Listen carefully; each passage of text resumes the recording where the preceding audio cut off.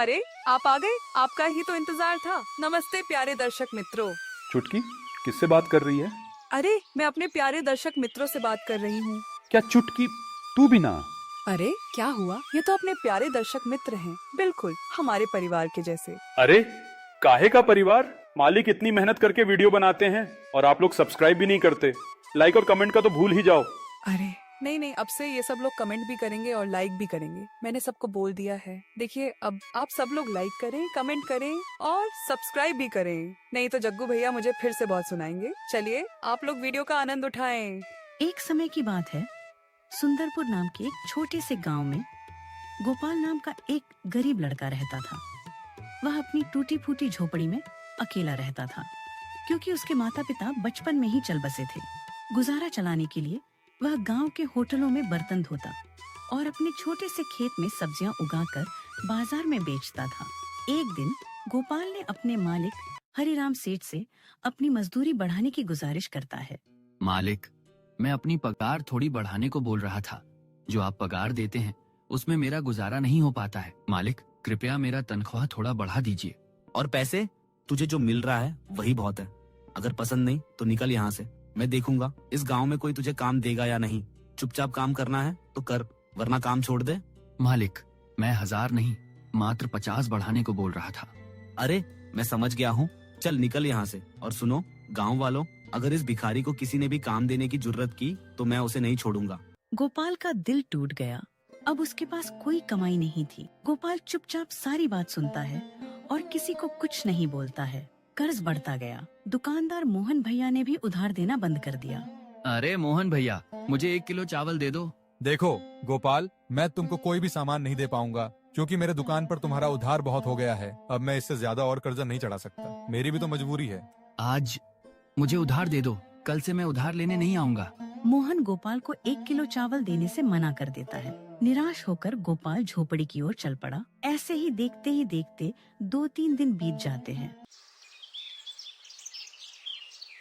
आज तो खाने के लिए भी कुछ नहीं है।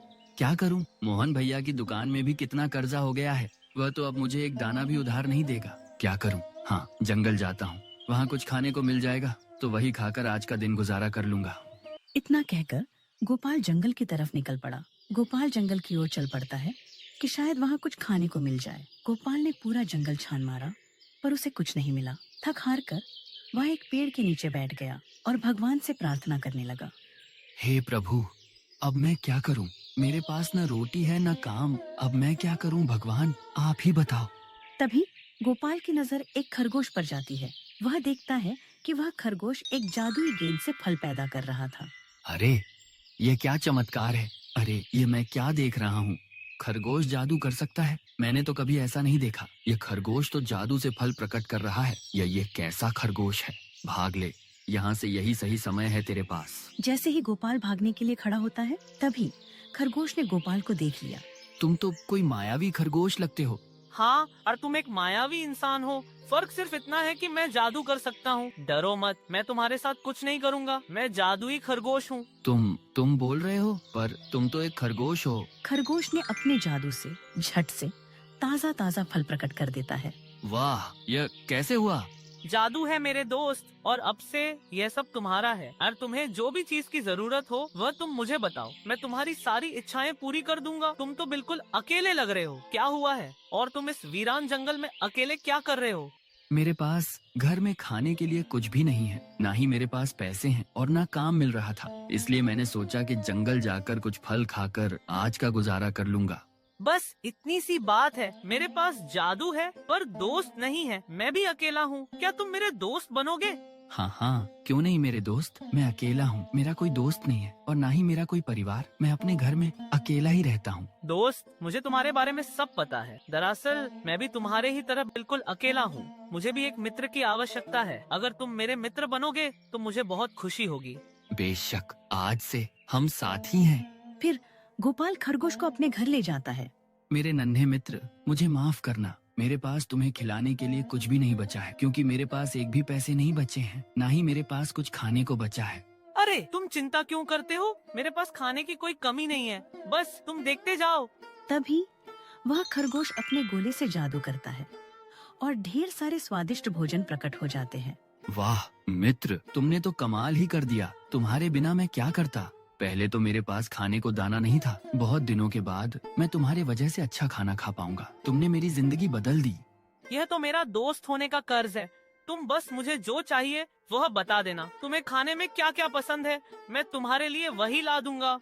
दोस्त, खाना तो बहुत ही अच्छा है मित्र, लेकिन तुमने इतना सारा खाना ला दिया है कि मैं इसे 3 दिन तक भी खाऊं तो ये खत्म नहीं होगा। क्या ये खाना खराब नहीं होगा क्या? तुम उसकी चिंता मत करो। मेरे जादू से लाए हुए कोई भी चीज खराब नहीं होती है। बस एक शर्त है, इस जादू का गलत इस्तेमाल मत करना। कभी नहीं। मैं तुम्हारा एहसान कैसे भूल सकता हूँ। जादुई खरगोश के गोपाल की जिंदगी में आने पर गोपाल की जिंदगी पूरी तरह बदल गई थी। धीरे धीरे गोपाल जादुई खरगोश की मदद से बहुत अमीर हो जाता है। गोपाल एक नया बंगला खरीद लेता है। अब उसके पास अच्छा खाना, यहाँ तक कि बड़ी बड़ी गाड़ियाँ भी गोपाल के घर के आंगन में खड़ी रहने लगी थी। इसी बीच गोपाल अपना एक व्यापार भी शुरू कर लेता है और दुकान में जब भी कोई चीज की कमी होती तो खरगोश अपने जादू से उसे पूरा कर देता। अरे गोपाल को देख रहे हो ना आप लोग? होटल में बर्तन साफ करने वाला आदमी आज इतना अमीर कैसे हो गया? गोपाल ने तो कुछ ही दिनों में बहुत तरक्की कर लिया। कुछ दिन पहले ही तो वो मेरे पास 50 रुपए उधार मांगने आया था। जो भी बातें गांव वाले के बीच हो रही थी,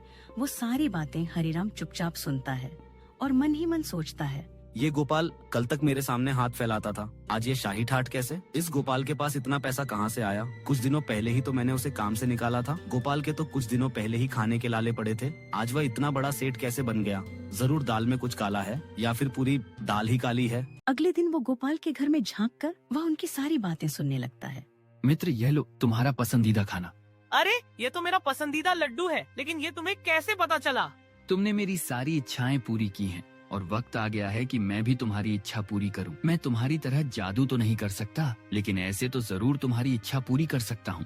अरे ऐसी बात नहीं है, तुमने मेरे लिए जितना किया है उतना ही काफी है। खरगोश को बोलता देख हरिराम हैरान हो जाता है और साथ ही साथ दोनों की पूरी बात साफ साफ सुन लेता है। अच्छा तो ये बात है, रुक गोपाल मैं तुझे बताता हूँ। हरिराम रात होने तक का इंतजार करता है। रात को जब खरगोश और गोपाल अपने बिस्तर पर सो रहे होते हैं, तभी हरिराम चुपके से उसके घर में घुस जाता है और खरगोश को अपने साथ अपने घर ले जाता है। अरे सुन, चुपचाप जादू कर और मेरे लिए सोने का और पैसों का पहाड़ लगा। मैं बुराई की सेवा नहीं करता। मेरा जादू सिर्फ अच्छे दिलों के लिए है। मैं तुम्हारे लिए कोई जादू नहीं करूँगा। मुझे छोड़ दो। अरे क्या देख रहा है? तुझे अपनी जान प्यारी नहीं है क्या? चुपचाप जादू कर वरना तुझे नहीं छोड़ूंगा। नहीं, मैं जादू नहीं करूँगा। मेरा जादू सिर्फ अच्छे दिल वालों के लिए है। तुम बुरे हो और बहुत ही ज्यादा लालची हो और साथ ही साथ बुरे इंसान हो। तू अपना बकवास बंद नहीं करेगा तो जा मर।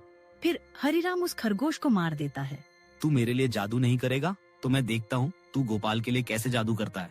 उधर जब सुबह हुई तो गोपाल खरगोश को अपने पास ना देखकर बहुत ही ज्यादा परेशान हो जाता है और खरगोश को पूरे घर में ढूंढने लगता है, लेकिन उसे कहीं भी नहीं मिलता है। गोपाल बहुत ही ज्यादा परेशान और दुखी हो जाता है और वह निर्णय करता है कि वह जंगल में उसी पेड़ के पास जाएगा जहाँ पहली बार उसकी मुलाकात खरगोश से हुई थी। यह सोचकर वह उसी रास्ते से घने जंगल की ओर जाने लगता है और कुछ समय बाद उसी जगह पहुँच जाता है कि तभी वहाँ पर एक बाबा जादू से प्रकट होते हैं और गोपाल से कहते हैं, तुम कौन हो बेटा, और इस घने वीरान जंगल के बीच में किसे ढूंढ रहे हो? आप कौन हो?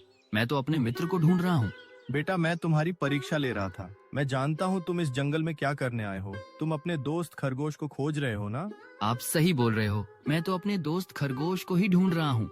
बेटा उस खरगोश को मैंने ही तुम्हारे लिए भेजा था, तुम्हारी मदद करने के लिए, लेकिन उस हरिराम ने चुपचाप रात को तुम्हारे घर से खरगोश को चुरा कर अपने घर में ले जाकर उसे डरा धमका कर जान से मार दिया। मेरे दूत को मारने का बदला मैं उससे अवश्य लूंगा।